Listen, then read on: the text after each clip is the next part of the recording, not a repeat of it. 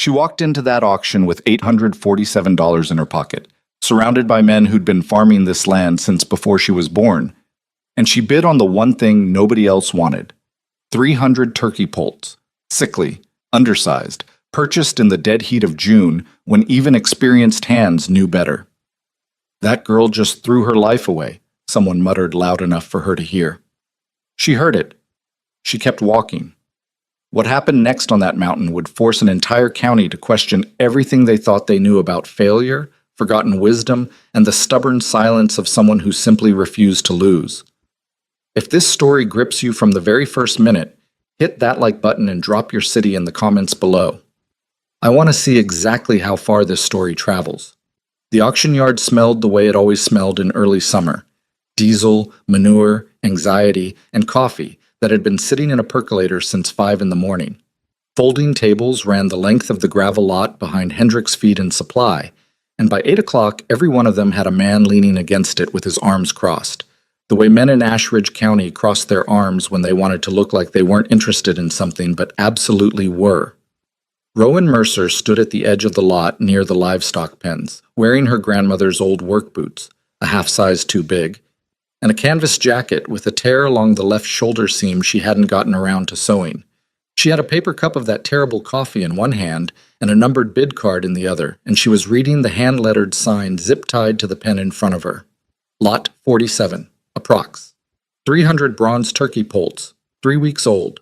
Seller, motivated, motivated. That was the word they used when something was so far gone that the seller would take almost anything to make it someone else's problem. She already knew what she was looking at. She'd done her research. The poults had come from a commercial operation 2 counties over that had shut down abruptly. Some kind of feed contract dispute.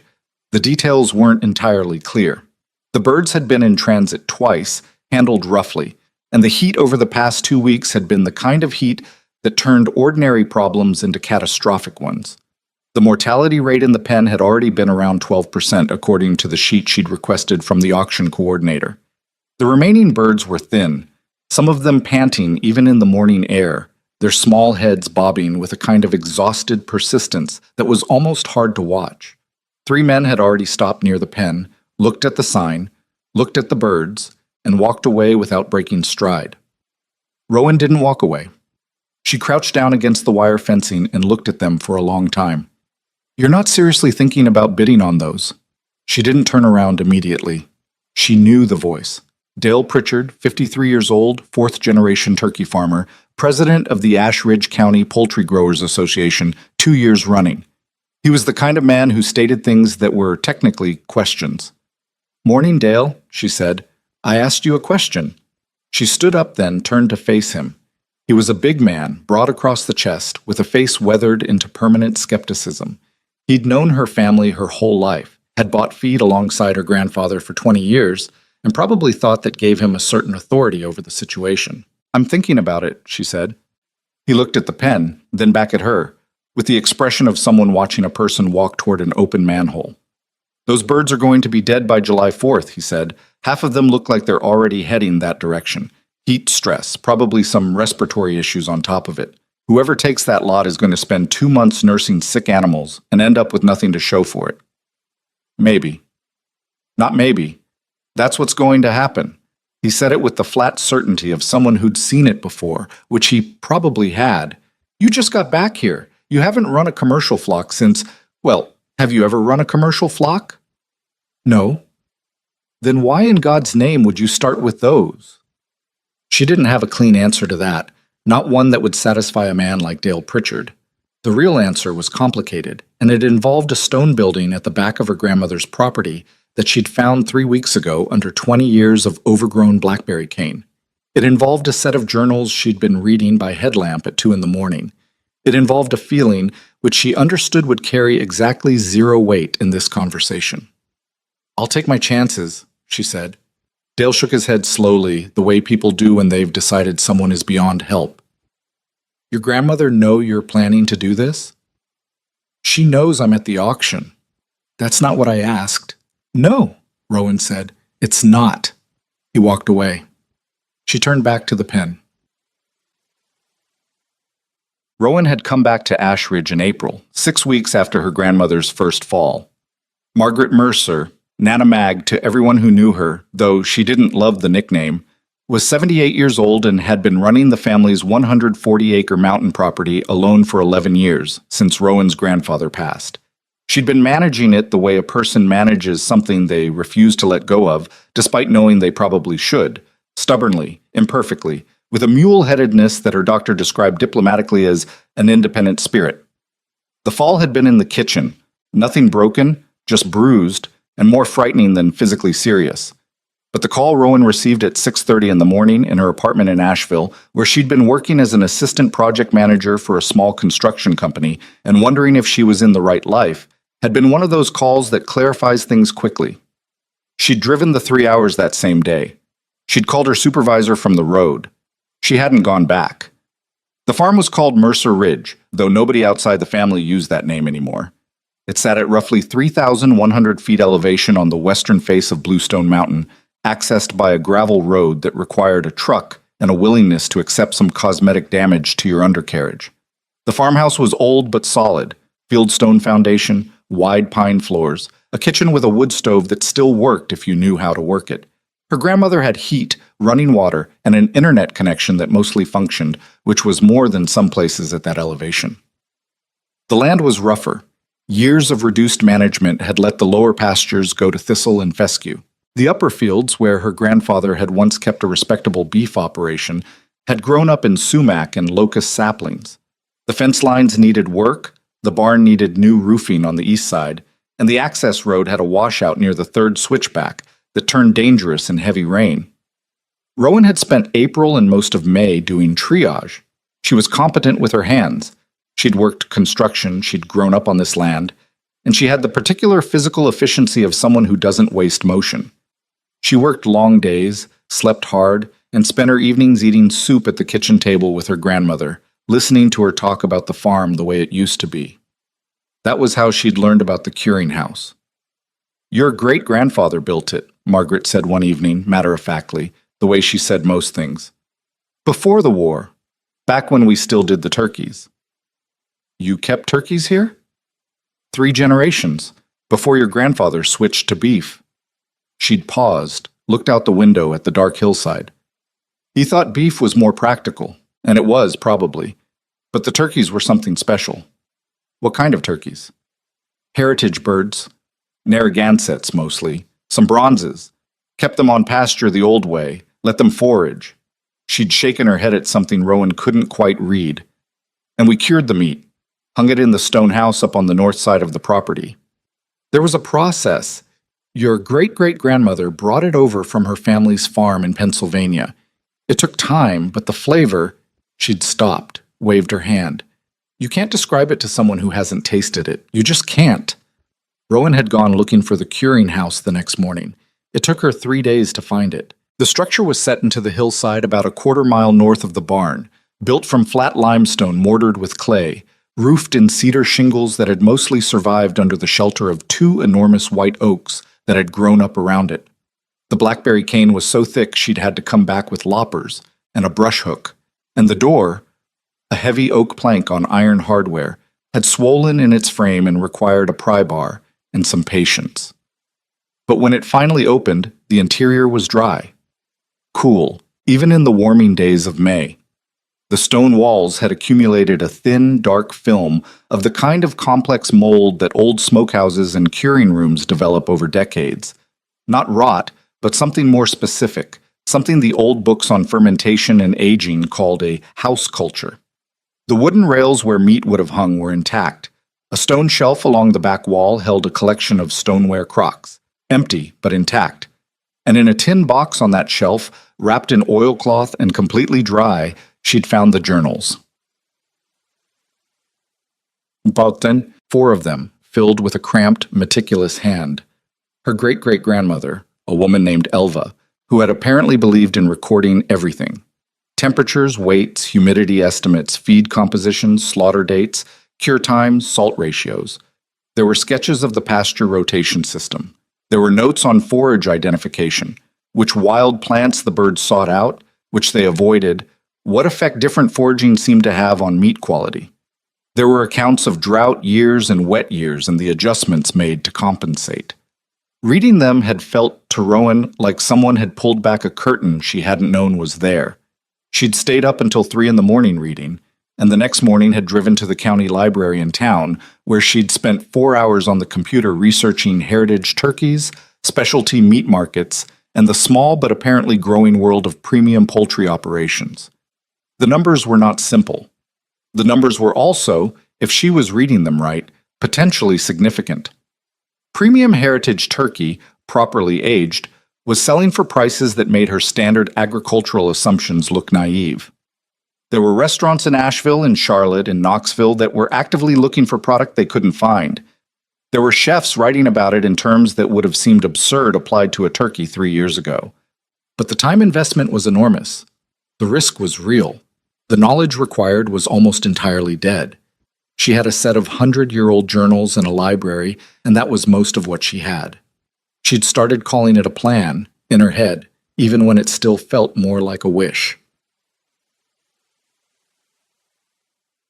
Lot 47 opened at $180. There was exactly one other bidder, a man named Cutler from over near Waynesboro, who ran a small operation and probably figured he might save a few of them.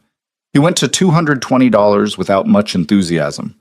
Rowan bid $260. Cutler looked at her the way you look at someone you're not sure is serious. He bid $280. She went to $320. He dropped out. He actually shrugged while doing it, which she would remember later. She paid $347 for the lot, which left her with exactly $500 in her operating account and a truck bed full of problems she'd promised herself she could solve. The drive back up the mountain took 40 minutes. The Polts rode in ventilated crates in the bed, and she drove slowly, avoiding the worst of the road's washboard sections, listening to the soft sounds they made, that anxious, persistent chirping that turkey poults do when they're stressed but not yet defeated. Her phone rang when she was halfway up. She answered it through the truck's speaker. "Tell me you didn't," her grandmother said. "I got them for $320. A long silence. "Dale Pritchard called here." "Of course he did. He said you bought 300 sick turkeys on your last $500. He's exaggerating about the 500. I still have... Never mind." She slowed for the washout. "Nana, I need you to trust me on this." "I trust you." A pause. "I didn't say I wasn't worried." "I know. How many do you think will survive?" Rowan looked at the road ahead. She thought about the journals she'd been reading. She thought about what Elva had written during the drought year of 1936, when she'd lost a third of her flock and rebuilt from the remainder without, apparently, considering giving up. "Enough," she said. She set up the brooding area in the barn's east wing, where she'd repaired the roof and installed additional ventilation during her first weeks on the farm. The setup was improvised. Heat lamps on adjustable chains, thermometers at bird level, waterers she'd rigged from 5-gallon buckets and horizontal nipple fittings. Nothing fancy. Nothing that didn't need to be there. She lost 9 birds in the first 3 days. She'd expected worse, honestly. She tracked every loss, documented the symptoms, and adjusted electrolytes in the water, reduced stocking density, adjusted the lamp height to manage temperature more precisely. She was doing 4 checks a day, 5 in the morning, noon, 5 in the evening, 10 at night. She was sleeping in 6-hour chunks and developing a relationship with the alarm on her phone that she would not have called healthy. By the end of the second week, the mortality had slowed. The birds that were going to die from the initial stress mostly had. The ones that remained had a certain quality to their movement, a liveliness, a pecking curiosity, that she'd read about in the journals and recognized with something close to relief. The ones that survive hardship early tend to be the stronger foundation, Elva had written. This is not sentimentality. It is simple observation repeated across many seasons. Rowan had written that line on a piece of tape and stuck it to the wall above the brooder. The gossip in town had already started. She heard it second and third hand, filtered through her grandmother's careful recounting of conversations at the pharmacy and the hardware store. Dale Pritchard had been vocal. Some of the younger farmers thought it was funny. The city girl coming back to play farmer with a bunch of dying birds. There was apparently a running joke at the feed store that had something to do with a turkey dinner that never materialized. She heard it, she noted it, and then she went back to checking her thermometers. Because here was the thing nobody in Ashridge knew yet, the thing she was holding close while they made their jokes. She wasn't raising turkeys for the commodity market. She wasn't chasing the price per pound that every conventional farmer in the county was chasing. What she was building, slowly, carefully, with a set of 100-year-old instructions and a stone building full of potential, was something they didn't have a price for yet. But they would. She'd make sure of that. The Polts grew through June, testing her patience, her bank account, and every assumption she'd brought back from the city about how long things should take and how clearly progress should look. It rarely looked clear. Most days it just looked like work. Moving birds, monitoring water, patching fencing, hauling feed, losing sleep. On a Thursday in late June, she was out at dusk moving the portable shelters she'd built from salvaged lumber and wire, light enough to drag by hand, heavy enough to withstand the wind that came off the mountain in the evenings. The birds were moving with them, already learning the pattern after only a week of rotation, following the shelters with a kind of unglamorous purpose that she was starting to find genuinely satisfying to watch. Dale Pritchard's truck came up the access road, which surprised her. He didn't get out right away. He sat for a minute, engine running, watching her work. Then he rolled down the window. "How many you got left?" he called. She looked up, kept moving the next section of shelter. 273. A pause. "That's better than I figured." She didn't say anything. He leaned an arm out the window. The evening light was coming sideways across the mountain, making everything look a little more significant than it probably was. "What are you planning to do with them, exactly? You going to try to sell to the processing plant over in Shelton?" "No." "Then where?" "I don't have it fully worked out yet," she said, which was partly true. She had it worked out enough. She just wasn't ready to explain it to Dale Pritchard on a Thursday evening in late June. He nodded slowly. She could tell he was deciding whether to push it. He decided not to. "You're going to need more feed in about 2 weeks," he said instead. "I've got a source for non-GMO grain mix over near Marion, better than what Hendricks stocks." She stopped, looked at him. "Why are you telling me that?" He had the decency to look slightly uncomfortable. "Your grandfather was a good man," he said finally, "and I'm probably not going to stop thinking you've lost your mind, but..." He shrugged, and it was a different kind of shrug than Cutler's at the auction. Less dismissive, more like resignation. "I thought you should know about the grain." He rolled up the window and turned the truck around. Rowan watched him go. Then she turned back to her birds in the long golden light on a mountain that most people had written off as already finished. She dragged the next shelter into position. The turkeys followed. The grain tip from Dale Pritchard turned out to be legitimate, which annoyed her slightly because it would have been easier to dismiss him entirely. The source near Marion was a small family mill run by a man named Gerald Foss, who'd been grinding non-GMO feed blends for 20 years and had the deeply particular personality of someone who had spent 2 decades being right about something before anyone else caught on. He was 70, lean, with hands that looked like they'd been carved from fence post. He walked Rowan through his operation without being asked, explaining the protein ratios in his turkey grower formula with the methodical patience of a man who'd had to justify himself too many times to rush through it now. "Most commercial operations want cheap and consistent," he told her, running a handful of grain through his fingers over a sample bin. "They don't want quality, they want predictability. Different thing entirely." "I need quality," she said. He looked at her the way people look at someone when they're deciding whether to take them seriously. "What are you doing with them?" She told him, the broad version, not the details about the journals, not the curing house, just the heritage approach, the pasture rotation, the premium market angle. He didn't say anything for a moment. Then he said, "Your birds on pasture already?" "Transitioning them now. They'll be fully out by mid-July." "What forage do you have up there?" "Mixed. Some clover coming in where I've been clearing, wild berries on the upper edges. Lot of insects, so the rotation's been churning up the soil enough that the bug population is significant." Gerald Foss nodded slowly, still turning grain over in his palm. "You want my turkey grower formula, but cut the corn ratio by about 12% and bring up the sunflower meal. The birds foraging that kind of mix, they don't need as much energy from the grain. You overload them on corn, it flattens the flavor. Commercial operations don't care. But if you're doing what you say you're doing, he closed his fist around the grain and looked at her directly. You care. I care, she said. She drove home with the first bulk order loaded in the bed of the truck, and she felt for the first time since she'd bid on those poults in June, like she might have found one person in the county who understood what she was trying to do. That was enough to matter. One person. She wasn't greedy about it. July arrived the way summers arrive in the southern Appalachians, not gradually, but like a door slamming open. The temperature broke 100 degrees on July 5th, which was unusual even for Ash Ridge, and it held there for 11 consecutive days. The kind of heat that warps barnwood and makes the air above the gravel roads shimmer and turns every living thing on the mountain into a problem to be managed, rather than a creature simply going about its life. Rowan had been preparing for heat stress since she'd read Elva's account of the summer of 1930, when temperatures had pushed the same numbers and the record had been unambiguous. The birds that had access to shade and cool water at all hours survived. The birds that did not, did not. No amount of other management compensates for the basics in extreme heat.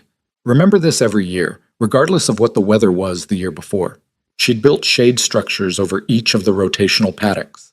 Simple frames covered in aluminum-coated shade cloth, ugly as anything, but functional. She'd moved the water stations to 3 per paddock instead of 1, and she'd started adding apple cider vinegar to the water in small quantities, which she'd found referenced in 2 separate entries in the journals as a respiratory aid during hot weather. She had no clinical evidence for it. She had Elva's handwriting and a reasonable willingness to try things that cost almost nothing. She still lost birds. 7 in 3 days during the worst stretch, when the temperature hit 104 and the humidity came up simultaneously and the air on the mountain felt like something solid pressing down. She found them in the mornings, still small, already cooling by the time she made her 5 a.m. round. She recorded each one in the notebook she'd started keeping in the same format as the journals because she'd decided early that if this was going to work, she needed her own record to pass down eventually, and that meant being honest about the losses as much as the gains. 261 birds. She did the math every morning before she did anything else. Margaret watched all of this from the farmhouse with the careful attention of someone who wants to help, but has learned, across 7+ decades of living, when help is not what's needed. She kept the farmhouse, managed the kitchen garden, made meals that appeared on the table at regular intervals as though conjured by a separate and more dependable operation. She didn't ask about the numbers. She knew Rowan would tell her when she wanted to talk about them. What she did do was pull down, from the back of the highest shelf in the bedroom closet, a cardboard box that had been sitting there since before Rowan was born. She brought it to the kitchen table on a Sunday evening in mid-July. "These were your great-grandmother's," she said. "Ruth's, not Elva's. She's the one who worked alongside Elva the longest. These are her notes on the curing." Rowan opened the box. Inside were 3 composition notebooks, newer than the tin box journals, maybe 1950s era, and a collection of loose papers covered in a rounder, less disciplined hand than Elva's. Where Elva had been precise and technical, Ruth had been more conversational, almost chatty, full of observations that veered between practical information and something closer to personal essay. There was a passage about the smell of the curing house in October that made Rowan set the notebook down for a moment, because it was written with such particular physical specificity that it felt almost intrusive to read, like walking into a room where someone was still present. "The smell is not like anything else," Ruth had written. "Not like smoke, not like plain salt meat, not like the smell of a regular cold cellar. It is something built up over years inside those stones, a kind of conversation the old wood and the stone and the air have been having without us. When you open the door in the first week of October, it hits you and you understand immediately why the rest of the year's work was worth it." Rowan read that passage twice. Then she took the notebooks to the curing house and spent the afternoon sitting on the stone floor with them, cross-referencing against Elva's technical notes, building in her head what was beginning to feel less like a theory and more like a plan with actual dimensions. The curing process was complex, not in an intimidating way, but in the way that anything is complex when the timing and the conditions are genuinely specific. The birds needed to be processed at the right age. The weight at slaughter mattered. The salt cure had to be applied at a precise ratio and rested at a controlled temperature. Then there was a dry aging phase that used the curing house's unique internal environment, its particular temperature range, the natural humidity control provided by the stone and the surrounding hillside, and that accumulated culture in the wood and walls that modern food science would likely have a precise explanation for, but that Elva had simply called the house knowing what it's doing. The total process from slaughter to finished product was between 4 and 7 weeks, depending on the bird's size. That timeline meant she needed to make decisions about her harvest schedule now, in July, for something that wouldn't be ready until mid to late November at the earliest. She was running a 4-month bet with no safety net visible anywhere. The heat broke on the 12th day. She woke to a morning that was 20 degrees cooler than the day before, with a low cloud sitting on the top of the mountain and the smell of wet stone everywhere, and she walked out to check the birds and found them moving differently, more energetically, ranging further in the paddock, doing the particular head-bobbing investigation of grass and ground that indicated birds that were not, at the moment, in any kind of distress. 254 surviving. She wrote it down. It was in her own quiet accounting a win. She drove to town that afternoon for supplies, and the feed store was occupied, as it often was on weekday afternoons, by a loose assembly of farmers who were either buying something or waiting for a reason to stop buying something and start talking. She recognized most of them. Carl Weems, who ran a large conventional turkey operation on the flat land east of town, brothers named Shook, she couldn't remember their first names, who did contract broiler production. A younger man she didn't know who was apparently interning with the county extension office. The conversation, which had been about the heat and soybeans and a zoning dispute on the south side of the county, shifted when she walked in, the way conversations do when the subject of them enters the room. It wasn't subtle. That was the thing about Ash Ridge. People here were not especially practiced at subtlety when they had already decided to have a position about something. "Rowan," Carl Weems said, which wasn't a greeting so much as an announcement. "How's the turkey project going?" "Fine," she said. She picked up a bag of screws from the hardware section at the back. "I heard you lost some in the heat last week." Word traveled at a speed in this county that continually surprised her, even though it shouldn't have anymore. "Some," she confirmed. "How many you got left?" "Enough." Carl had the particular quality of a man who asks questions he already believes he knows the answers to.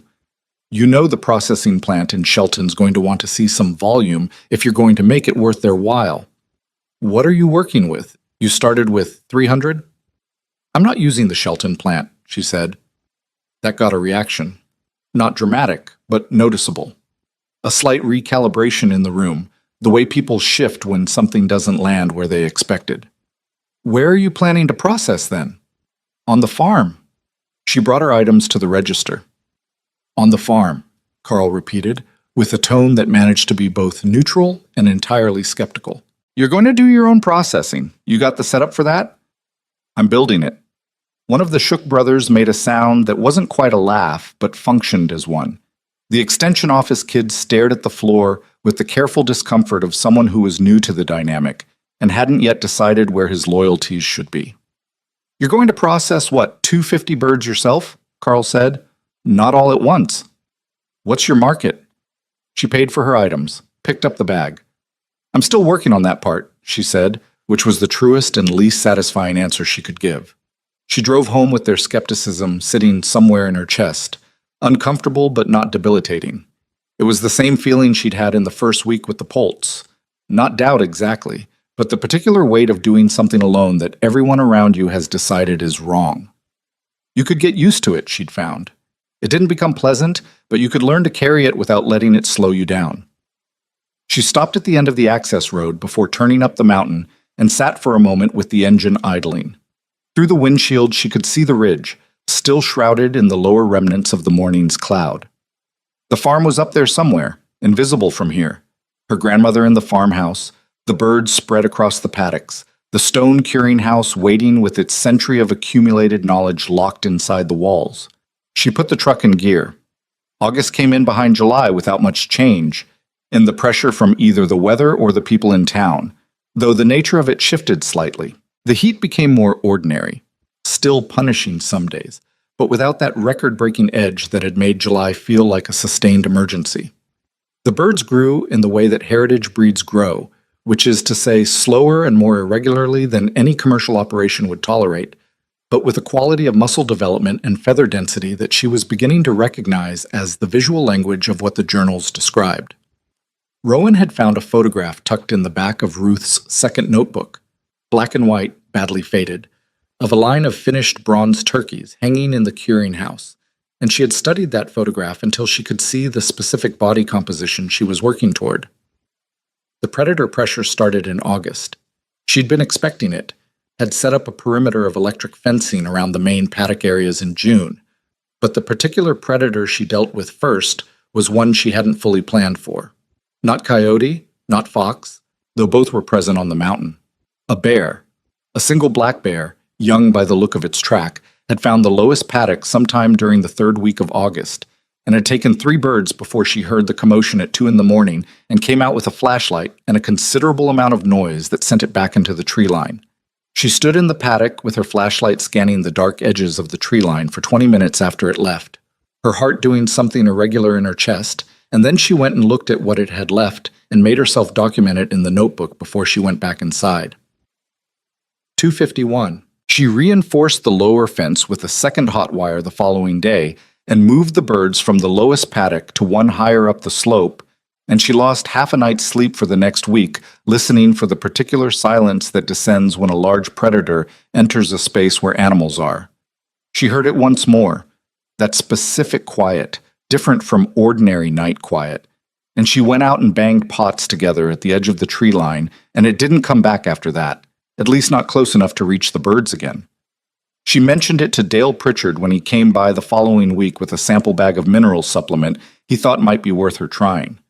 He'd been doing that, stopping by with small things, information, samples, the occasional observation delivered as though he hadn't driven 20 minutes out of his way to deliver it. She'd stopped being surprised by it and started just noting that it happened. "Bear's gonna come back," he said, looking at the fence reinforcement. "Probably. You thought about livestock guardian dogs." "I've thought about it. They're expensive to get started. My neighbor's daughter's got a pair of Pyrenees she's trying to place. Working dogs, not pets. She moved into town, can't keep them." He pulled out his phone, looked for a number she hadn't expected him to have ready. "I can give you her contact." She took the contact. She called that evening. By the end of the following week, there were 2 large white dogs on Mercer Ridge who took to the flock with the focused, serious commitment of animals who understood their purpose more clearly than most people understand theirs. She named them both, despite knowing it was probably a mistake to name working dogs, and then decided it wasn't a mistake, because caring about them didn't have to compromise their effectiveness. The gossip in town had evolved. She knew because her grandmother reported it with the careful neutrality of someone passing along information without editorializing, though Margaret Mercer had plenty of opinions and chose when to deploy them. The early mockery, the jokes about the dying birds and the bankruptcy waiting to happen, had developed a kind of added dimension. People were now arguing about whether she might actually know what she was doing, and this argument apparently produced more heat than the original consensus had, because disagreement in a small county is more interesting than agreement. Carl Weems was, by report, still firmly in the skeptic column and had said some things at the county extension meeting that were more pointed than his usual public skepticism. Dale Pritchard had apparently said something back that stopped just short of an actual confrontation. The extension office kid, she'd learned his name was Patrick, he was 26 from somewhere outside Raleigh, had come up the mountain one afternoon on what he described as an informal visit, but was clearly an officially sanctioned one, with a clipboard and a set of questions about her management practices. She'd answered his questions. She'd also walked him through the paddock rotation, shown him the mobile shelters, let him see the birds up close. He'd been quiet for most of it, taking notes with the careful focus of someone who was encountering something they hadn't been given a category for in their training. At the end, standing by his car, he'd said, "This is actually, I've read about this approach, but I've never seen anyone actually doing it around here." "Not many people are," she said. "What's your processing plan?" He said it professionally, like it was just another item on the checklist. "On site, small batch. I'm building out the facility now." He made a note. Then he looked up and said, off the record, clearly, "For what it's worth, the birds look good. Really good, actually." She watched him drive away down the access road. Then she went back to work. The on-site processing facility was the challenge she'd been pushing toward and slightly away from since she'd decided the Shelton plant wasn't part of her plan. The regulations for on-farm poultry processing in the state allowed for up to a certain number of birds per year without requiring the full commercial processing license, which was the window she was working inside. But even the smaller exemption required specific infrastructure: a clean water supply at the site, a covered work area, proper waste disposal, equipment that met basic sanitation standards. She'd been building it in stages since June. The structure was a converted lean-to shed on the north side of the barn, which she'd insulated, lined, and plumbed with a cold water line that ran from the spring box her grandfather had installed in the 1980s. She'd bought used equipment in stages: a scalding vat from a farm auction in 2 counties over, a mechanical picker she found through an online farm equipment listing that required 3 days of repair work to get running reliably. She'd spent an afternoon on a video call with a woman in Vermont who ran a heritage poultry operation she'd found through an online forum, asking questions she wasn't too proud to ask, and receiving answers that were frank and practical and occasionally alarming. "Your first processing day is going to be a disaster," the Vermont woman, whose name was Karen, had told her. "Okay," Rowan had said. "Not maybe a disaster. It's going to be a disaster. You're going to be slower than you expect, something's going to break down, and you're going to be exhausted by noon. That's just what happens. The question is whether you keep going after noon." "I'll keep going." "Good." A pause. "And don't try to do it alone. You need at least one other person on a processing line who knows what they're doing, at minimum." She'd thought about who that person was going to be for 2 weeks before she'd decided on someone she hadn't expected to ask. Patrick from the extension office had come back up the mountain twice since his initial visit. Once officially, once less so, in the early evening on a Saturday when he'd arrived with a 6-pack of decent beer and an admission that he'd been thinking about her operation and had some questions that weren't on his clipboard. She liked him reasonably well. He was honest in the specific way that people are when they're smart enough to know they don't know everything yet, which she found more useful than false confidence. She'd asked him if he'd ever been part of a poultry processing operation. "My uncle had chickens," he said carefully. "Growing up." "That's not quite what I need." "No," he agreed, "but I learned fast." She'd also called Dale Pritchard, which had cost her something, though she wouldn't have been able to explain exactly what. "I need help for the first processing run," she'd said, on the phone, standing in the kitchen with her grandmother pretending to do something at the counter. A pause on the other end of the line. Then, "When?" "October, probably 2nd or 3rd week." "How many birds the first run?" 20, maybe 25. Small enough to figure out what I'm doing before I commit to the rest of the flock." Another pause. "You got a scalder?" "Yes." "You got a picker working right?" "It runs. I'm still not sure about the consistency." "The pickers are always a problem," he said, with the weary certainty of someone who had dealt with many pickers. "All right, I'll be there. 6 o'clock. 6 in the morning? You want to be done before it gets hot?" "Yes, 6 in the morning." She'd hung up and stood in the kitchen for a moment. Her grandmother hadn't turned around from the counter. "Dale Pritchard's coming up to help you?" "First processing day? Yes." Margaret set down what she was holding. She turned around then, and her face had an expression that Rowan didn't see on it often. Something complicated, between satisfaction and something older. "He helped your grandfather with the cattle for years," she said. "Before things got—" She stopped, didn't finish the sentence. "He's a good man," she said instead. "He just gets set in his way of seeing things." "He's coming around," Rowan said. "He is." Margaret picked up what she'd set down. "People usually do, eventually. The problem is, eventually takes forever." September arrived, and with it the change in the birds that Rowan had been watching for. The bronze turkeys were developing the deep chest and wide back that the journals described, and their coloring had come in with the particular iridescence that gave the breed its name, green and copper and black that shifted depending on the angle of the light, so that a flock of them moving across a hillside in the September morning looked, briefly, like something considerably more remarkable than livestock. She took a photograph one morning and then felt slightly embarrassed about having done it, but she didn't delete it. The birds were somewhere between 22 and 24 weeks, and the largest of the toms were approaching 18 pounds. She was doing weight checks twice a week now, recording everything, trying to calibrate her harvest plan against what the journal specified for ideal processing weight and condition. There was a night in late September when the first real cold came down off the mountain. Actual autumn cold, not just the absence of summer heat. And she sat on the porch after dinner with a cup of coffee that had gone lukewarm, watching the dark field below the barn where the birds were settled for the night, with the dogs moving their slow perimeter patrol around the edges. She thought about the math. She thought about the curing house and the salt ratios and the timing.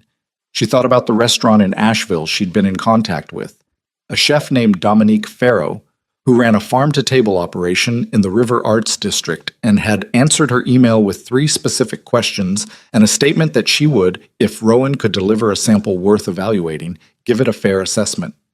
Fair assessment.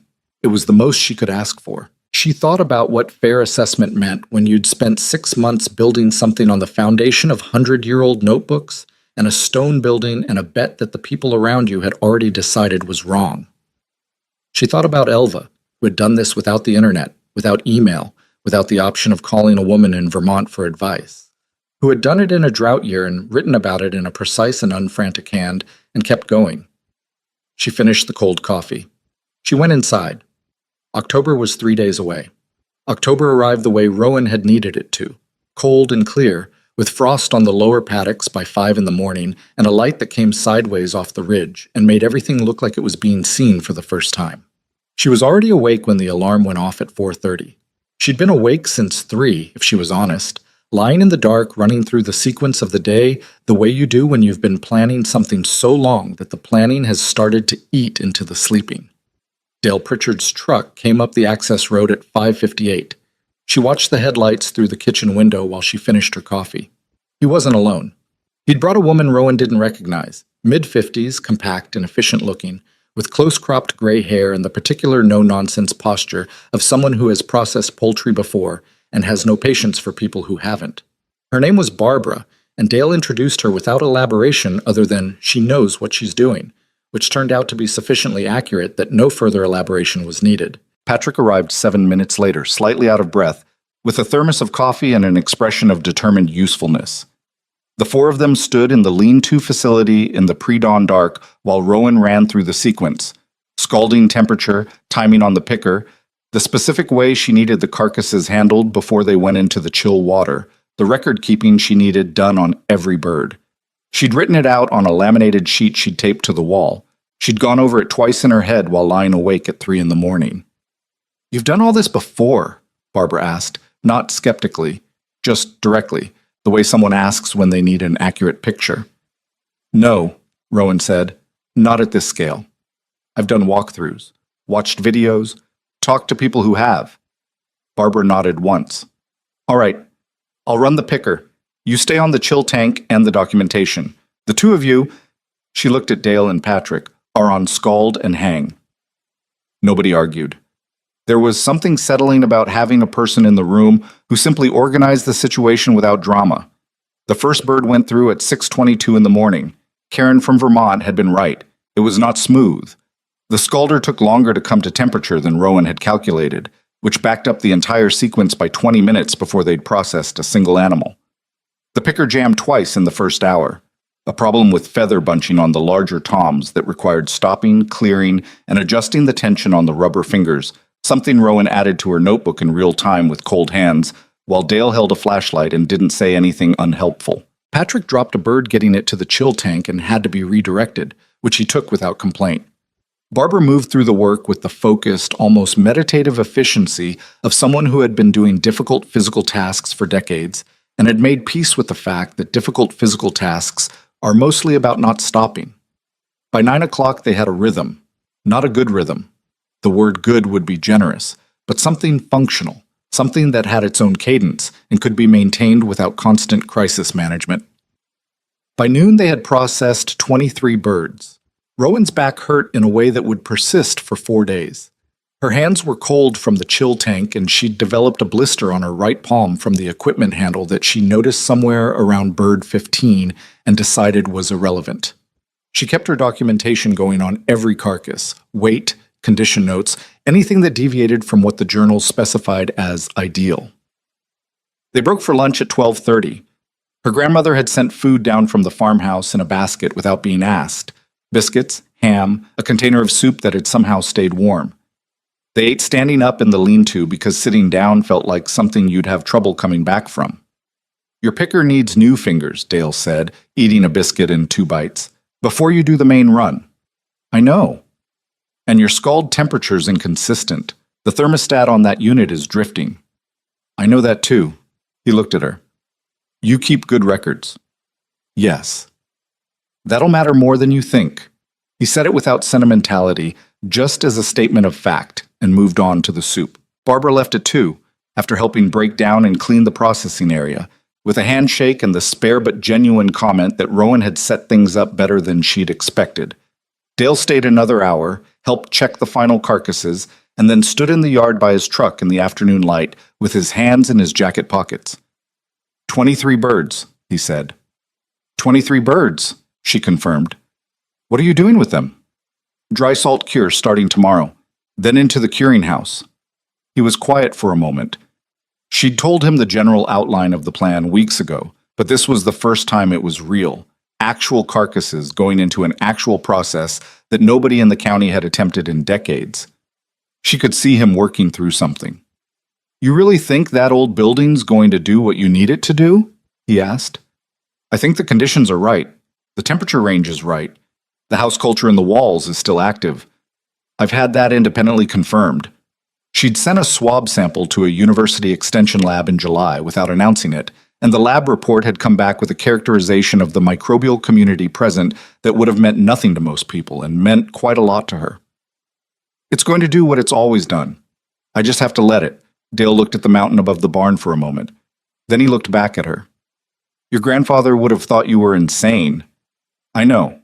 He also would have been watching every day to see if it worked." He opened his truck door. "Call me if the picker dies on you. I know a man in Spruce Pine who does equipment repair." He drove down the mountain. Patrick had stayed to help with cleanup and was loading the last of the waste into the composting system she'd set up on the far side of the barn. He was quieter than usual, and she noticed it without commenting on it until they were done, and he was washing his hands at the outdoor spigot, and she came up beside him. "You okay?" she asked. "Yeah." He turned off the water, dried his hands on his jeans. I write reports about operations like this. What farmers should be doing, what the sustainable models look like theoretically." He paused. "Being here, doing it, is different." "Different how?" He thought about it. "In the reports, it's all outcomes. Here it's just a lot of cold hands and things going wrong and keeping going anyway." "That's what it is," she said.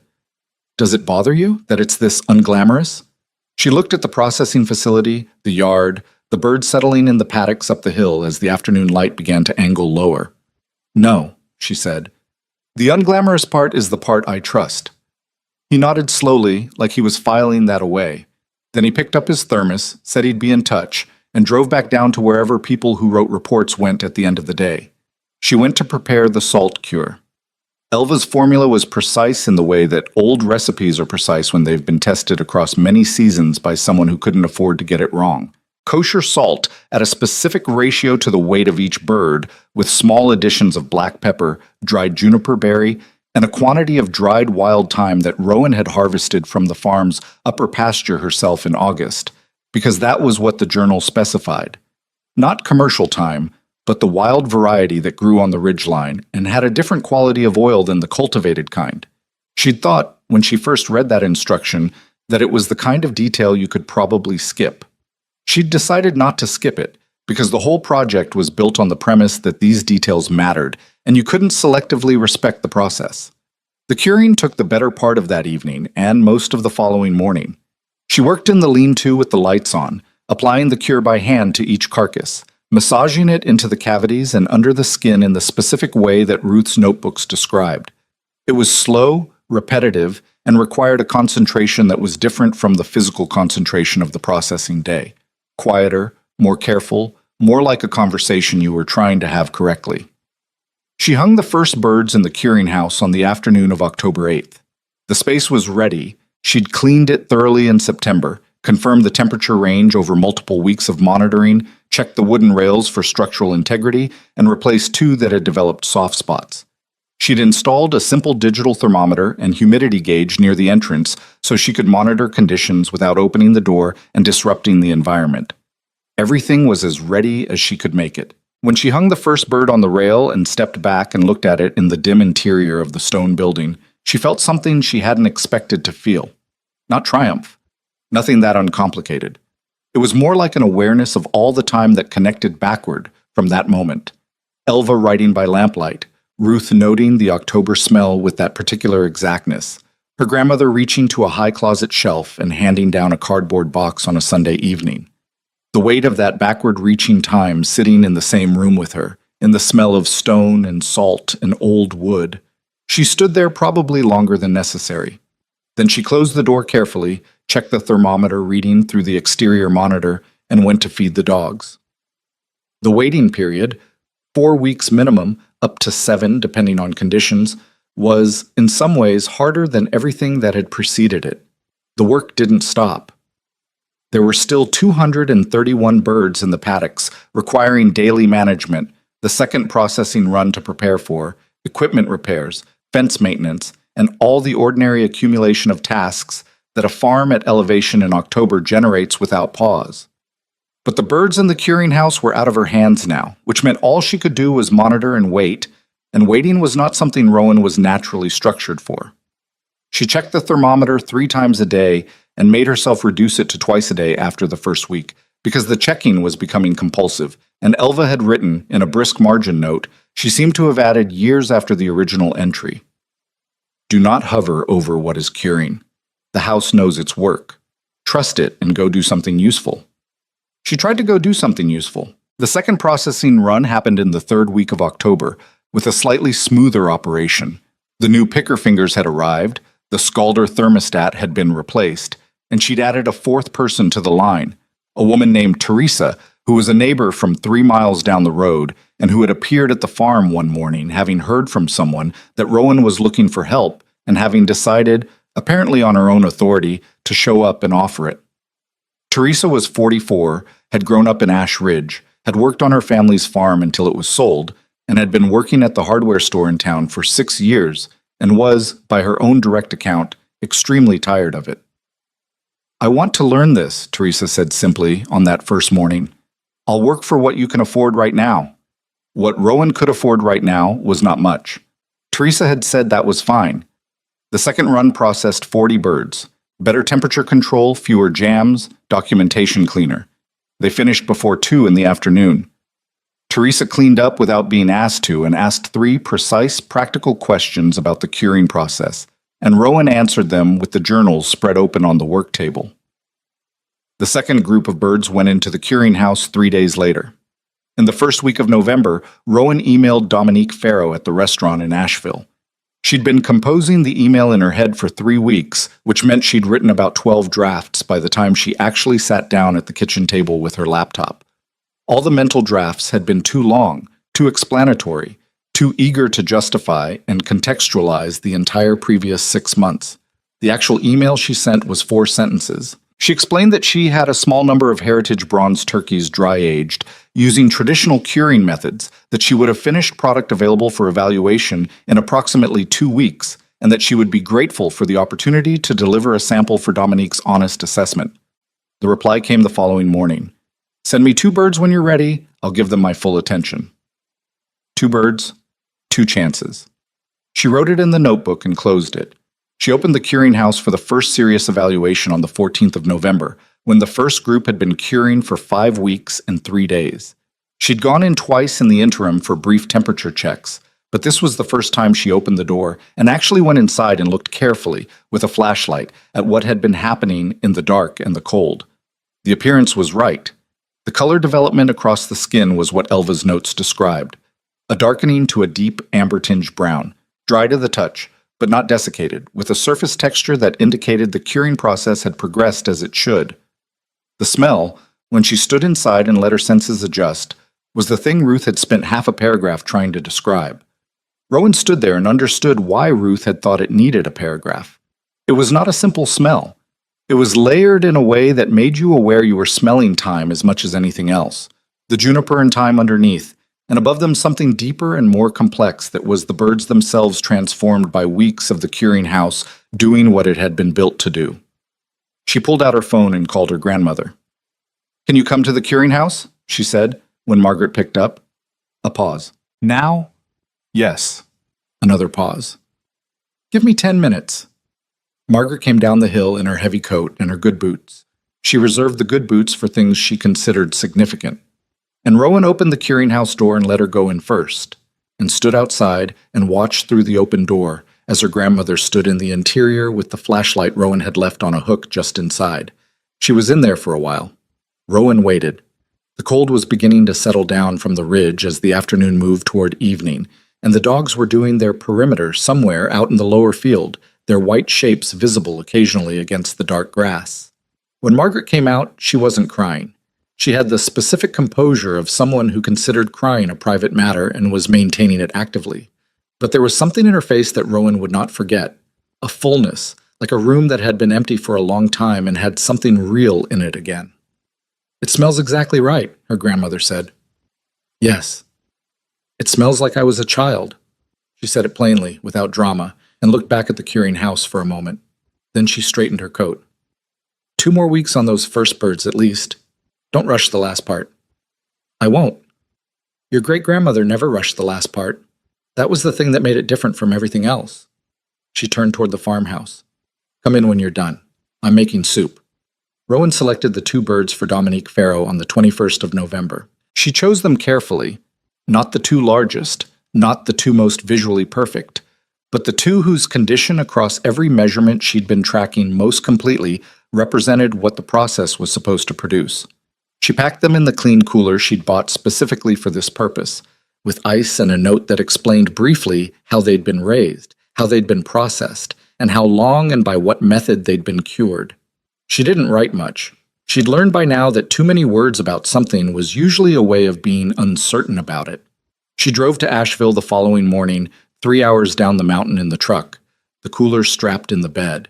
She'd been to the restaurant once before in September to see the space without explaining who she was or why she was there.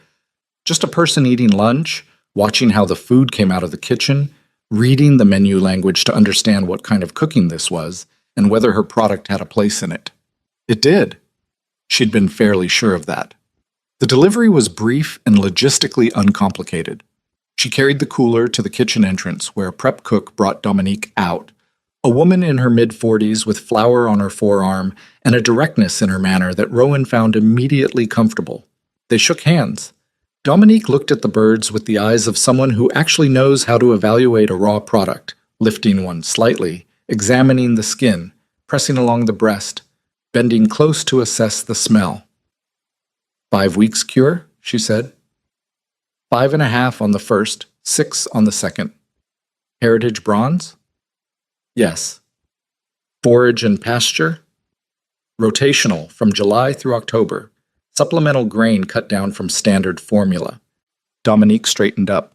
She hadn't said whether she was impressed, and she didn't say it now. She just said, "I'll have something for you by Friday." Rowan drove back up the mountain. She did not sleep well for the next 3 days. She kept the notebook going, kept the remaining birds in the curing house on their monitoring schedule, helped Teresa with the lower pasture fencing that needed repair before winter set in hard. She cooked a meal for her grandmother on Tuesday night that required more concentration than cooking usually required, because concentration was what she had available and it needed to go somewhere. On Thursday evening, 1 day earlier than expected, her phone rang with an Asheville area code. She was in the barn. She sat down on a hay bale. "Rowan," Dominique said without preamble, "tell me how many birds you have available for Thanksgiving." She closed her eyes, opened them. "I have 107 finished from the first 2 runs, another 60-some in the house that'll be done by the 20th. Can you hold 40 for me?" Her brain did the arithmetic on what Dominique Farrow's name on a purchase would mean, not just financially, not just for this season, but for everything that came after it. "Yes," she said, "I served the breast from one of your birds tonight at a private dinner, 11 guests." A pause, and in that pause Rowan could hear something, not effusiveness, which wasn't Dominique's register, but something close to controlled urgency. I had 3 people ask me where it came from before they finished the course. I've been cooking for 20 years. That does not happen with turkey. Rowan sat on the hay bale in the cold barn and said nothing because there was nothing adequate to say. I want to talk pricing, Dominique said, and I want to talk about next year. The pricing conversation with Dominique happened 2 days later over the phone, and it was the most uncomfortable 20 minutes Rowan had experienced since the auction in June, which was saying something because the auction in June had involved 300 sick birds and a room full of people who thought she was making a catastrophic mistake.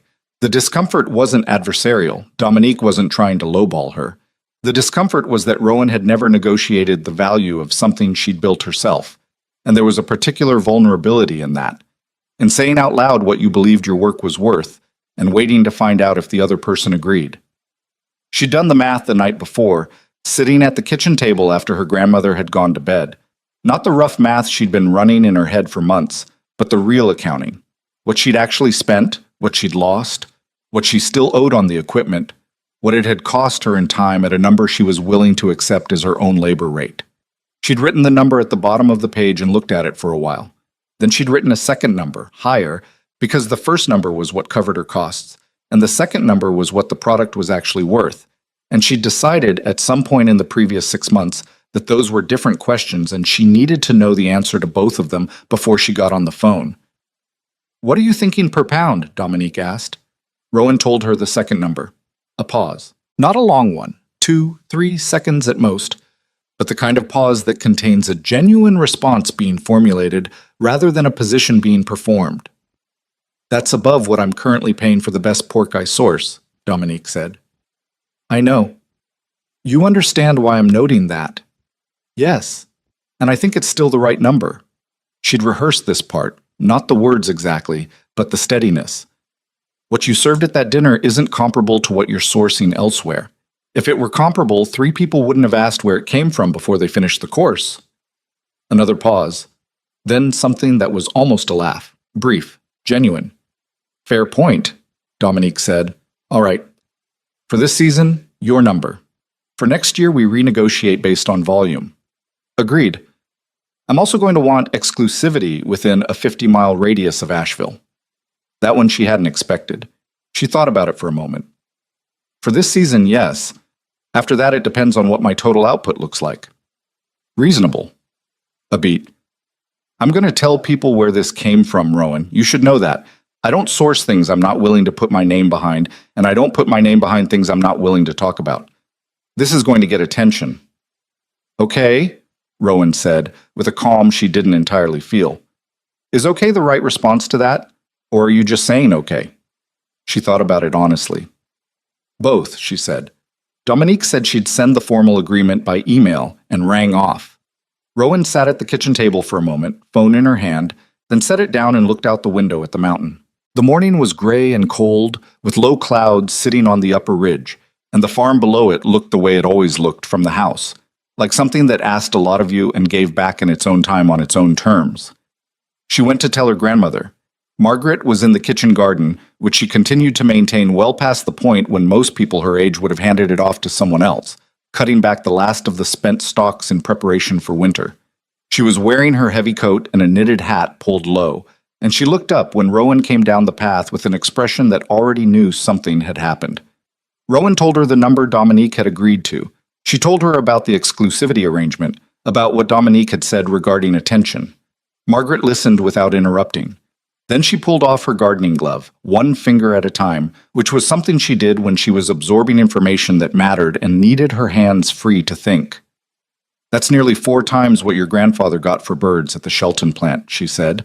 "I know. At that price, 40 birds for Thanksgiving is—" She did her own math, which was accurate and fast, because Margaret Mercer had been doing farm math in her head since she was 12 years old. She said the figure out loud and then looked at Rowan with an expression that was complicated in the specific way of someone who is proud and relieved, and a little undone by both feelings simultaneously. "That covers the equipment," Rowan said. "Most of the feed costs for the season, and some of what I came back here with." Margaret looked at the garden for a moment. Then she said, quietly and without dramatizing it, "Your great-grandmother would have liked you very much." Rowan didn't answer that. She picked up the second pair of loppers leaning against the fence and started working on the row next to her grandmother's, and they worked together in the cold without talking for a while, which was its own kind of conversation. The deliveries to Dominique happened in 2 runs. The first on November 19th, with 22 birds from the initial cure group, and the second on the 23rd, 3 days before Thanksgiving, with the remaining 18 from the second run. Rowan drove each delivery herself, the coolers strapped in the truck bed. The access road still navigable, though the first serious snowfall of the season had come in on the 15th and left 4 inches that had since mostly compacted to ice on the lower switchbacks.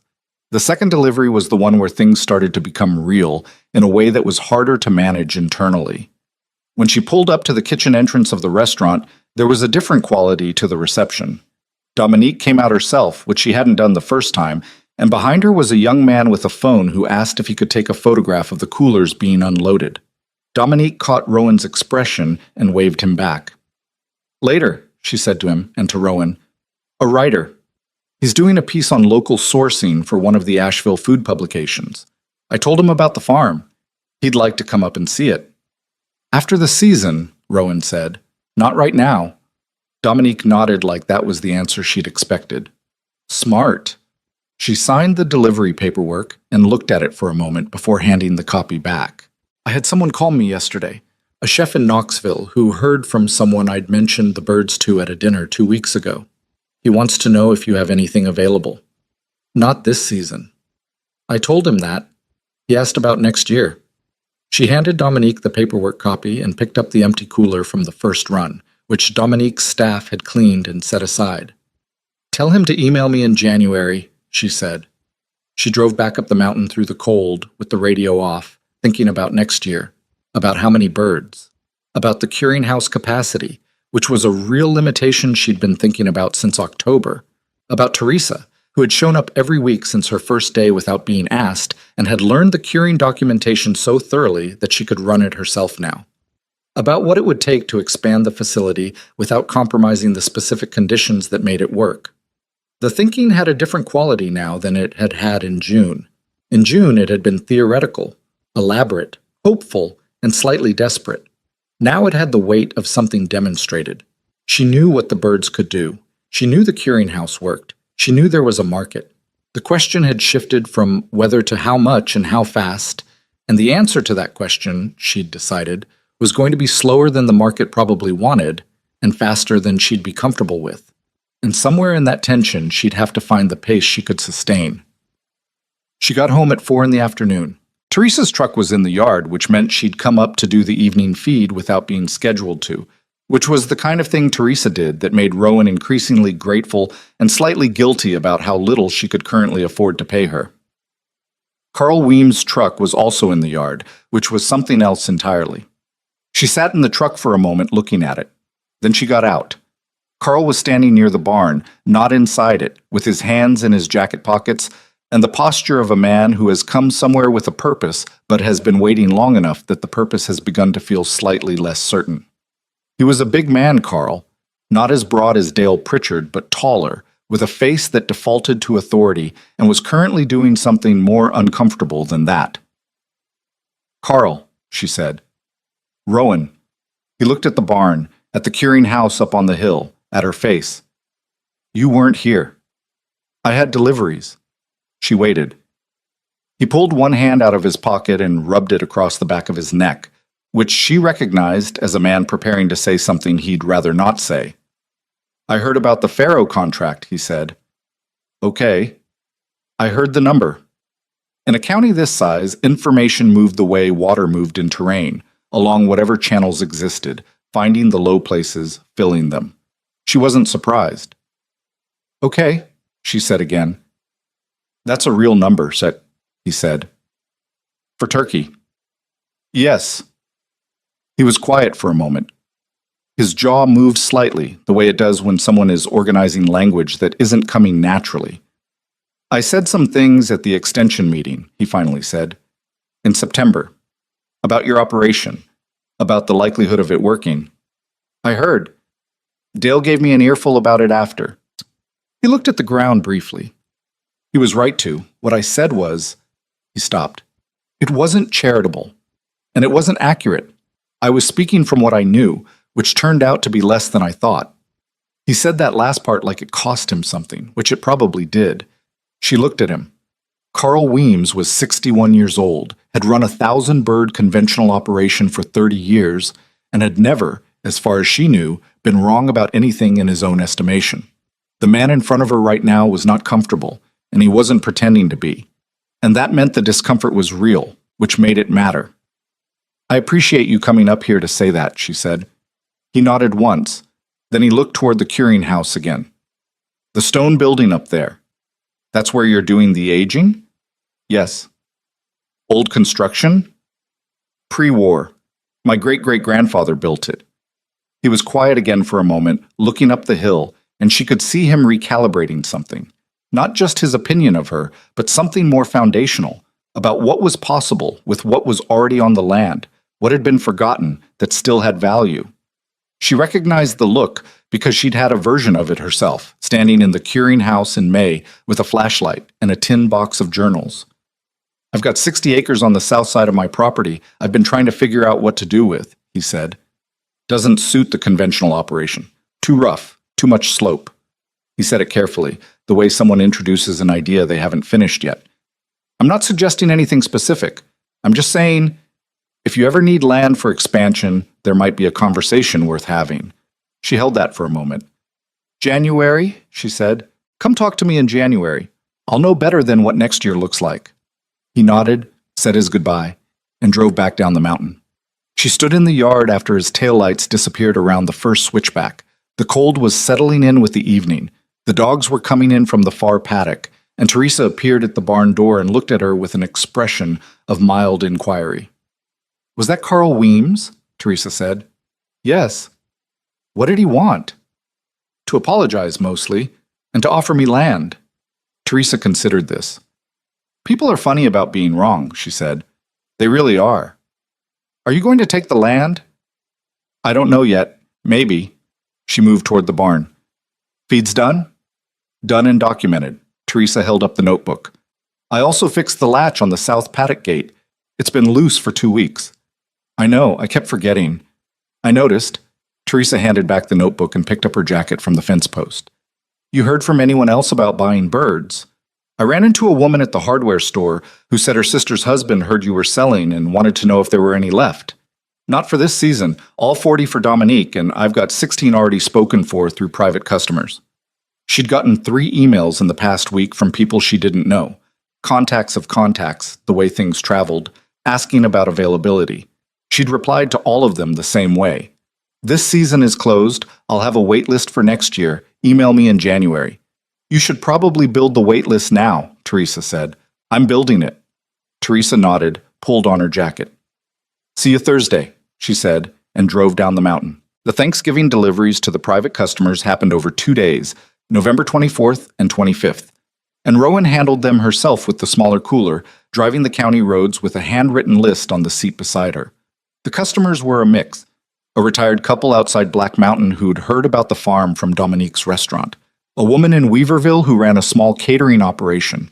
A family in Swannanoa who had called 3 times to ask questions before ordering, which she'd found mildly exhausting and ultimately endearing. Each delivery was brief and practical. She didn't linger, didn't seek praise, didn't present herself as anything other than the person delivering what had been ordered. The catering woman, whose name was Louise, looked at the bird when Rowan uncrated it on her kitchen counter and said, "I heard about these from Dominique. She said they were something special." She examined it with the careful attention of a professional. "She doesn't say that often." "I know," Rowan said. Louise looked up at her. "How many can I get next year?" "Email me in January," she said, and drove to the next delivery. She got back to the farm on the evening of the 25th with an empty cooler and a bank account that had a number in it she hadn't seen since before she'd come back to Ash Ridge. She sat in the truck in the dark yard for a moment, not doing anything, just sitting. The mountain was dark above her, the farmhouse lit in the kitchen window where her grandmother would be. And somewhere up the slope, the curing house was empty now for the first time since October. Just stone and old wood and the particular quiet of a space that had done its work. She was not done. The 60-some birds still in the house from the 3rd and 4th processing runs, smaller batch, done in early November, were cured to a shorter period and would be ready in December, most of them already spoken for. The equipment needed winterizing. The pastures needed rest and planning. The waitlist was accumulating names. The journalist from the Asheville food publication had sent an email she hadn't answered yet. Dale Pritchard came by on the afternoon of the 26th, which she'd half expected. He came with a bag of apples from his tree for her grandmother, which was his standard social currency, and she met him in the yard and they stood in the cold, which was how most conversations on Mercer Ridge happened, and he looked at the farm the way he'd been looking at it since September, with a recalibration that had been ongoing and was still ongoing. "Carl called me," he said. "I figured." Said he came up to apologize. He did. Dale shifted his weight. "Carl doesn't apologize to people very often." "I got that impression." "He means it when he does." He looked at the curing house up on the hill. "He told me about the land offer, too." She watched him. "Does that bother you?" He seemed genuinely surprised by the question. "No, why would it?" He looked at her with the straight-line honesty that had always been his most consistent quality, even when she'd found it infuriating. "I was wrong about you in June. Carl was wrong about you in September. We're both going to have to live with that." He said it flatly, without self-flagellation. "But that's not the same as being wrong forever."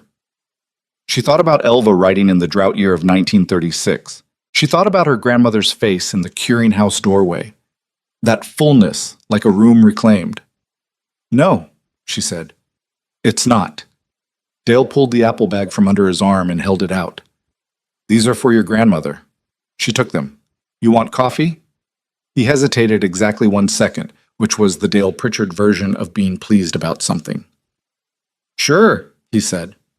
They went inside, and her grandmother looked up from the kitchen table where she was reading and looked at Dale with a complicated warmth that had the depth of 30 years of knowing someone in it. And Dale stood in the kitchen doorway with his hat in his hand and said, "Evening, Mag." And she said, "Dale, sit down."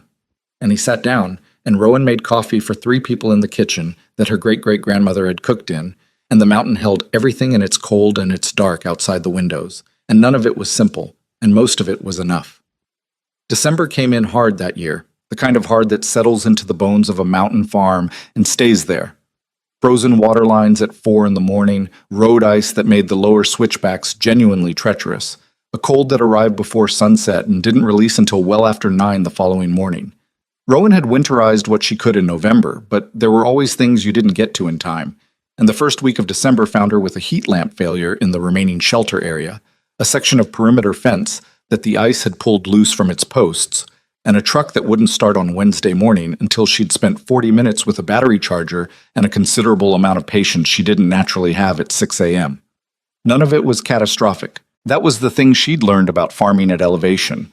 The problems were constant, but they were mostly manageable if you caught them early and didn't panic. And panicking had never been a strong tendency in her anyway. She fixed what needed fixing, noted what could wait, and kept moving through the days with the particular forward-leaning momentum of someone who has a lot left to do before winter fully closes in. The last birds from the curing house came out in the 3rd week of December.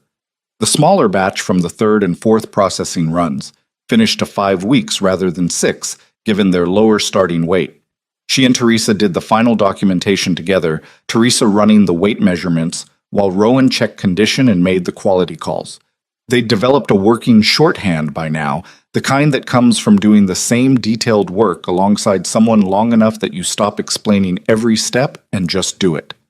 Rowan appreciated that quality in a person, the willingness to learn something thoroughly enough that it becomes its own kind of fluency. 11 of those final birds went to the private waitlist customers. 4 went to a chef in Knoxville named Marcus Webb, who had been the one Dominique had mentioned back in November, and who had sent Rowan an email in early December that was courteous and specific and asked better questions than most people asked.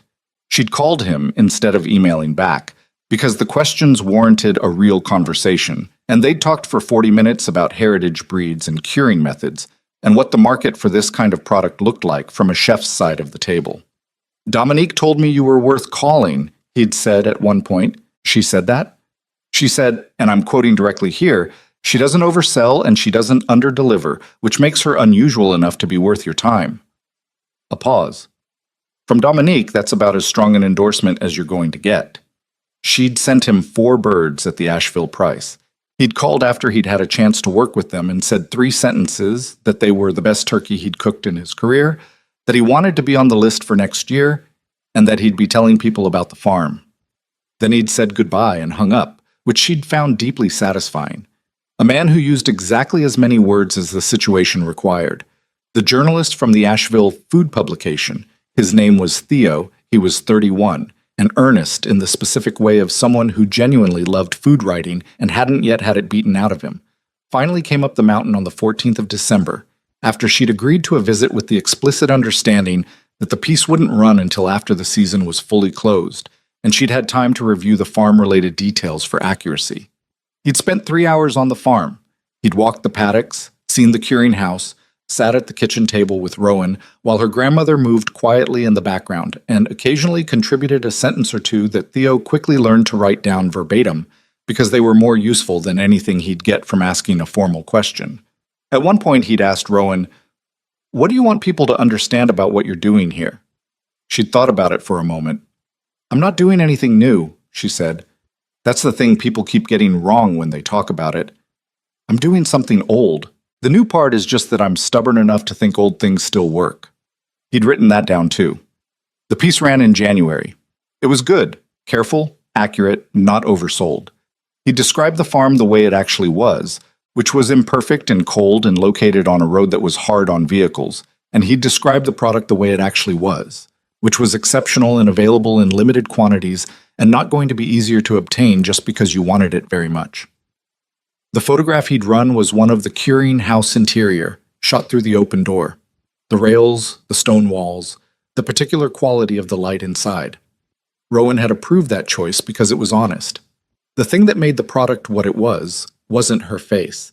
It was that building and the knowledge inside it and the accumulated time of people who'd come before her. The email volume after the piece ran was significant enough that she had to set up a separate folder and a template response, which she felt slightly awkward about, but also recognized as necessary. The template said plainly that the 2024 season was closed, that she was building a waitlist for the following year, that she was not accepting more than a certain number of orders per customer, regardless of willingness to pay, and that she appreciated the interest. She sent it without apology, because apologizing for having a limited supply of something you'd worked that hard to produce seemed like the wrong instinct. What she hadn't anticipated was the call from the county extension office. It came in the second week of January. Not from Patrick, but from his supervisor, a woman named Dr. Elaine Marsh, who ran the agricultural development program for the county, and who had apparently been following the situation since Patrick's initial visit in August with the clipboard and the careful questions. "I'd like to come see the operation," Dr. Marsh said on the phone. "For what purpose?" "Documentation, possibly case study development. We're working on a regional heritage agriculture initiative, trying to identify models that might inform policy recommendations and potentially some grant structures for other small producers who want to move in this direction." A pause. "Your operation is, frankly, the most compelling thing that's happened in this county's agricultural picture in about 15 years. Rowan said she was welcome to come. She came the following Thursday with Patrick, who greeted Rowan with the slightly sheepish warmth of someone who knows their early clipboard visit is now part of a larger story, and a colleague who did economic analysis. They spent most of the day on the farm. They asked good questions and wrote things down and were honest about what they didn't understand, which Rowan appreciated.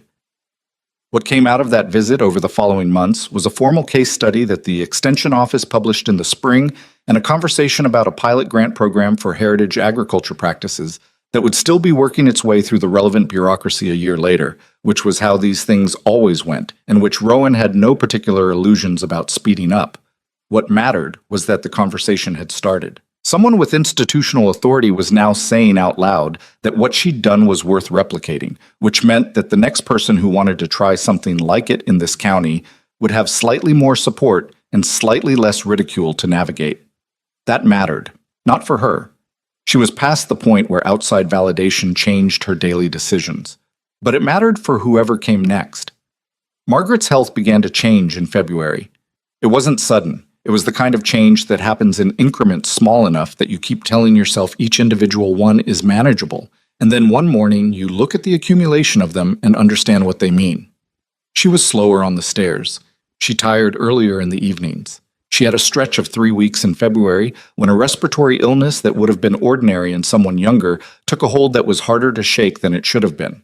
Rowan had her in to see the doctor twice in February and once in March. The doctor was a practical woman named Hargrove who spoke plainly, which Rowan was grateful for. Margaret's heart was doing something it shouldn't be doing with a consistency that had crossed from occasional concern into ongoing management.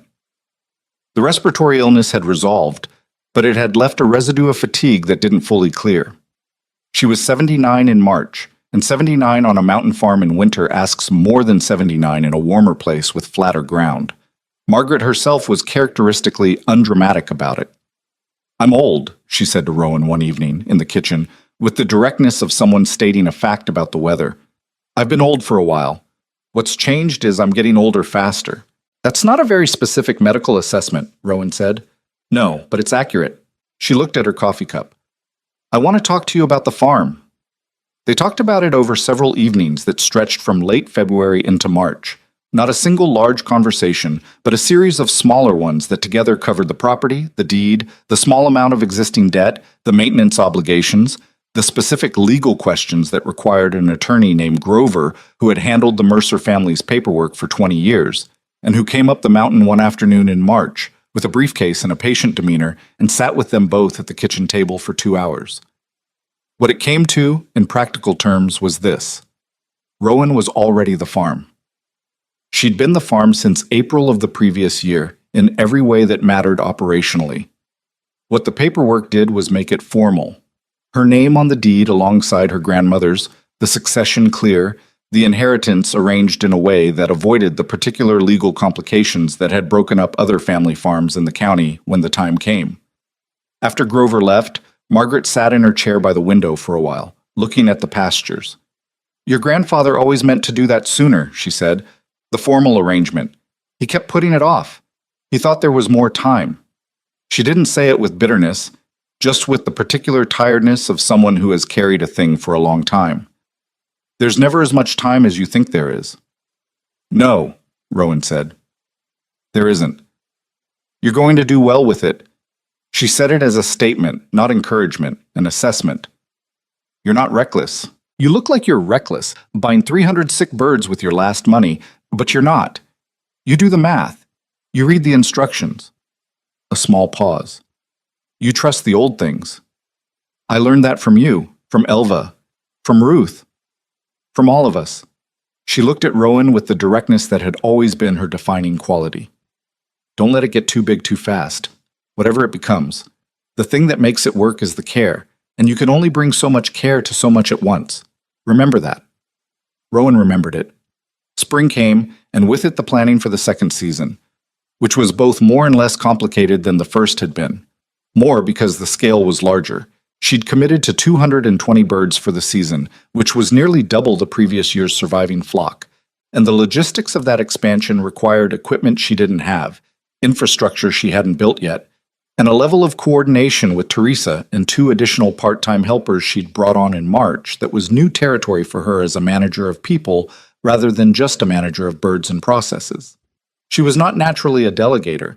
She had to work at it deliberately, had to practice the specific discipline of explaining something thoroughly once and then stepping back and letting someone else do it, even when the urge to just do it herself was very loud. The less complicated part was that she knew now what she was doing. Not everything. There would always be a drought year, a predator problem, a processing day that went sideways. But the fundamental process, the rotational grazing, the specific feed formula Gerald Foss had refined with her over the winter, the curing schedule, the market relationships, all of that had been tested and she knew what it produced. The uncertainty of the previous year had been replaced by a different kind of uncertainty, which was the uncertainty of a larger operation, and that was better in every way that mattered. She'd taken Carl Weems up on the land offer. Not all 60 acres, 30 of them, on a lease arrangement that Patrick had helped her structure in a way that gave her use rights without the capital obligation of purchase. It gave her the additional paddock space she needed for the expanded flock and a south-facing hillside that she had plans for longer term, plans that involved a second curing structure that she was thinking about the way Elva had probably thought about the original one, carefully, precisely, with the understanding that the building was part of the product, not just the housing for it. Carl had come up to sign the lease agreement in February, on a cold afternoon when the ground was still hard. He'd looked at the farm with the evaluating eye of a man who understood land, and she'd watched him see it the way she saw it, not what it had been when she arrived, which had been reduced and overgrown and carrying the exhausted quality of something that had been managed down to its minimum, but what it was becoming. "You're going to need more help than you think," he said. "I know. I know a family over near Ridgecrest. The Callaway kids, they're in their 20s, grew up farming, looking for something serious to work on. If you want, I'll introduce you." She'd met the Callaway family in March. Two brothers, James and Seth, 24 and 27, who had the particular quality of young men who had been around animals their whole lives and understood instinctively the difference between the work being done to the animals and the work being done with them. She'd hired them both part-time for the season, with the honest statement that she couldn't promise what the following year would look like, but that if the operation grew the way she thought it would grow, there would be more work available. Seth had asked during that first meeting what it was she was actually trying to build. She'd thought about it. "A farm that's worth something in 100 years, she said. Not worth a lot of money necessarily, worth something. Like the kind of worth where the person running it in 100 years finds a tin box in a building and reads the notebooks inside and understands what they're standing inside." Seth had looked at her for a moment. Then he'd nodded slowly, the way people nod when they've received information that reorganizes something. "Okay," he said. "I can work with that." Margaret died on the 14th of April, not unexpectedly, not suddenly. She had been declining through March in the way that Dr. Hargrove had prepared them for, gradually and then less gradually, with periods of clarity and presence interspersed with the increasing heaviness of a body winding down. Rowan had slept in the farmhouse every night through that month, had arranged for a home health aide named Carol to come 3 days a week, had sat with her grandmother through the evenings when Margaret was awake, and sometimes through the nights when she wasn't, doing the things you do when someone is leaving, holding a hand, reading aloud from the books she liked, making sure she had what she needed, which was less than you'd think. She was conscious on the morning of the 14th, which was a warm morning, unusual for April at that elevation. Rowan had opened the bedroom window because Margaret had asked for air, and the window looked toward the north side of the property where the curing house sat under the white oaks. The sound of the farm came through the window. Birds in the distance, the dogs somewhere below, the wind through the trees. "You hear them?" her grandmother said. "Yes." "They sound right." She meant the birds. She'd been listening to the birds on that farm for 60 years. She knew what right sounded like. "They're good," Rowan said. "The flock is good this year." Margaret's hand was in hers. It was lighter than it used to be, the way old hands get lighter. Not frail exactly, but reduced to their essentials. "The curing house," she said. "Still working." A small sound that was almost a laugh. "Of course it is." She closed her eyes. "Don't change the door, the old hardware, don't change it." "I won't." She died that afternoon, quietly, with Rowan sitting beside her and the window open and the farm outside doing what it had always done. The grief was not simple, and it was not brief. Rowan had known it wouldn't be. She didn't make the mistake of thinking she could manage through it on efficiency alone. She let it be what it was, which was large and complicated and mixed with everything else, the way real grief always is. There were days in April when she cried in the barn, which was private and had good acoustics for it. There were days when she was too tired to cry and just moved through the work with the numb forward momentum of someone who doesn't know what else to do, which was sometimes its own kind of mercy. Teresa understood without being told when to give her space and when to be present, which was the most practical kind of kindness. Dale Pritchard came up the mountain the day after Margaret died and stayed for an hour, and didn't say much, just sat in the kitchen with his coffee and looked at the room the way you look at a place when someone is gone from it. When he left, he stopped at the door and said, "She was a remarkable woman, the ornery kind of remarkable, which is the best kind." He put on his hat and went down the mountain. The season moved forward, the flock grew, the work required what it required. By September, the farm looked different from what it had looked like a year before. More organized, more deliberately laid out, the paddocks running in the rotation she'd refined over 2 seasons. The new shelter structures better built than the first ones, The processing facility expanded with a walk-in cooler she'd installed in June. There were 4 people working on Mercer Ridge now besides herself, and the coordination of that was its own ongoing challenge that she was still learning how to manage without micromanaging, which was a distinction she had to remind herself of approximately once a day. The waitlist for the second season had been closed since February. There were names on it she'd had to turn away, which was one of the stranger feelings she'd experienced, turning away money, turning away people who wanted the things she'd built. She'd done it without apology and with a clarity that came from her grandmother's instruction in March. You can only bring so much care to so much at once. She held that line. It cost her in the short term. It was the right decision. Dominique called in September with a request to expand the Thanksgiving order by 20 birds. Rowan told her she could do 12. Dominique said that worked and then said, as an aside, that she'd had a conversation with a food editor in New York who was interested in the farm for a larger feature. What kind of larger? Rowan said. National publication, significant readership. She was quiet for a moment. What do you think I should do? Dominique, who had been in the food world long enough to have opinions about this, said, I think you should decide how much of your life you want to spend answering questions and how much you want to spend farming.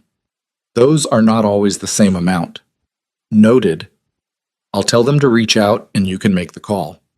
The editor reached out.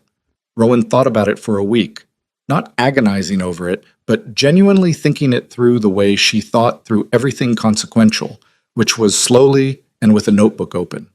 She thought about what the attention would bring, which was both opportunity and noise, and she thought about what it would cost, which was time and privacy and a certain kind of quiet that she'd come to depend on. She did the interview. She kept it short. She said what was true and declined to say what wasn't. And when the writer tried to make the story into something more dramatic than it was, tried to sand it into the kind of clean narrative that reads well and loses the actual texture of what happened, she corrected it, politely and without flexibility. The piece ran in November. It described the farm accurately. It brought more email than she had time to answer and more attention than she was comfortable with. And it also brought 2 serious inquiries from other small farmers in the region who wanted to know if she would be willing to talk about heritage breeds and on-farm processing, which she did, because those conversations seemed to her worth the time in a way that most of the attention wasn't.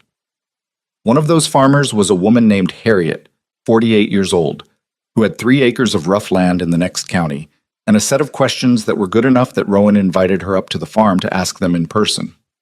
Harriet came in December, walked the operation, asked her questions, and stood in the curing house for a long time without saying anything. I have an old smokehouse on my property, Harriet finally said. Been empty for 30 years. I always thought it was too far gone. You should have it looked at, Rowan said. The old buildings are usually more intact than they look. Harriet looked at the walls, the rails, the accumulated darkness of a century of use. How do you know when the conditions are right? You measure, you monitor, and then you trust it. She looked at the stone. These walls have been doing this for 100 years. They know more than I do. My job is just not to get in the way. Harriet nodded. She'd come back in January with more questions, which Rowan answered, and the following spring she'd started her own small operation. It would be slow, and it would be hard, and some seasons it would not go the way she planned. Rowan told her that plainly. Harriet said she understood. She probably did, in the way you can understand something before it happens. You understand it differently after. On a morning in late October of that second year, after the flock was well established in its rotation, after the curing house was full again, and the season was running the way it needed to run, Rowan sat on the slope above the north paddock with her back against one of the white oaks that shaded the curing house. The dogs were visible in the lower field. The birds were moving through the morning with their unhurried, purposeful quality, heads down, working the ground the way they'd been selected across generations to work it. She had the notebook with her. She'd been adding to it all year, not just records, but observations, the kind of notes that were addressed to no one in particular but might be found useful by whoever came after. She tried to write them the way Elva had written them, precisely, honestly, without dramatizing either the successes or the failures. She wrote, on that October morning, second season, week 41. Flock at full rotation, condition good. Curing house is active, condition stable. The 2 Calloway brothers are reliable and learning fast. Teresa could run this operation without me for a week, which means I've done at least one thing right. Still losing sleep on processing days. Probably always will. The fence on the east perimeter needs attention before the first hard freeze. She paused, looked at the field, at the birds, at the mountain above her that held its position the way mountains do, without regard for anything that happened at its feet, which was not indifference but something better than indifference, something more like context. She wrote, "A woman from the next county came in December with an empty smokehouse. She's starting her own operation this spring. I gave her what I had to give, which is mostly what Elva and Ruth gave me. The process, the patience, the understanding that the old things work if you take them seriously." She stopped writing, closed the notebook. The thing about a farm at elevation is that it never lets you believe you've arrived. There's always a problem ahead, always a season that won't go the way you need it to, always something that needs attention before you've finished attending to the last thing. It asks you to give up the idea of finished, which most people find uncomfortable, and which Rowan had found, somewhere in the past 2 years, to be the thing she was most grateful for.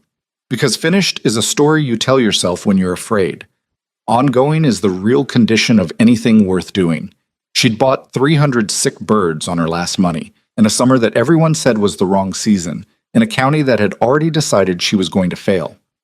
She hadn't done it because she was fearless. She'd done it because she had a tin box full of notebooks and an old stone building and the specific stubbornness of someone who has looked at the thing that everyone else has written off and understood, in her gut, that they were looking at the wrong thing the wrong way. That wasn't genius. It wasn't vision, the way people would start calling it after the articles ran and the wait list got long, and the story became something that people liked to tell. It was reading. It was listening. It was the willingness to trust a dead woman's handwriting over the living opinions of people who had stopped asking questions. Elva had written in the first of the 4 journals before any of the technical material began, on the inside front cover, as though she'd put it there to be read first and last. Every piece of knowledge you need already exists somewhere. Your work is to find it and take it seriously. Rowan had written the same line, word for word, on the inside front cover of her own notebook. She would write it on the inside front cover of every notebook that followed. She stood up from the slope, brushed the grass from her jeans, and went back down to the farm. The dogs came in from the field to meet her at the gate, their big white heads at her hip, their whole demeanor communicating what they always communicated, that they were on the job, that the perimeter was intact, that everything that needed watching was being watched. She scratched behind one set of ears and then the other. She unlatched the gate. She went inside. There was a fence to check on the east perimeter, and the morning was already moving, and the farm was not going to wait.